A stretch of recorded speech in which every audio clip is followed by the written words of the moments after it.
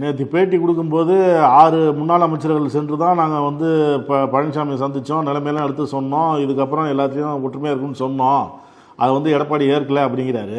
இந்த 6 பேரில் செங்கோட்டையன் மட்டும்தானே நேற்று இந்த விஷயத்தை வெளியில் சொல்கிறாரு. அந்த 5 பேர் அமைதியாக இருக்கிறாங்களே. நீ கவனிச்சு பாருங்க. அன்வர் ராஜா வெளியே போகும்போது நீங்க இப்படிதான் சொன்னீங்க. அன்வர் ராஜா வெளியே போகும்போது ஏன் செங்கோட்டையன் உள்ளதா இருந்தார் கட்சிக்குள்ள? யாரும் ஒண்ணு கருத்துலாம் சொல்லல. இப்ப செங்கோட்டையன் வெளியே போறாரு, இதே போன்ற சூழல் இருக்கு.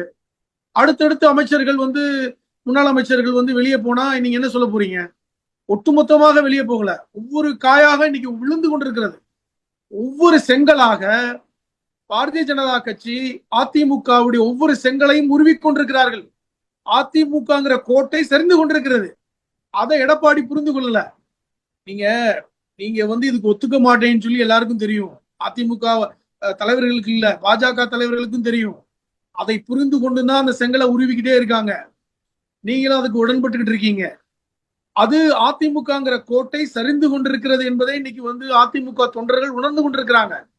தமிழக மக்கள் பார்த்து கொண்டிருக்கிறாங்க. இதை நீங்க உணரல. செங்கோட்டையன் இன்னும் முக்கியமான துருப்புச்சீட்டுன்னா அவரும் கொங்கு மண்டலத்தை சார்ந்தவர், உங்கள் சமூகத்தை சார்ந்தவர்.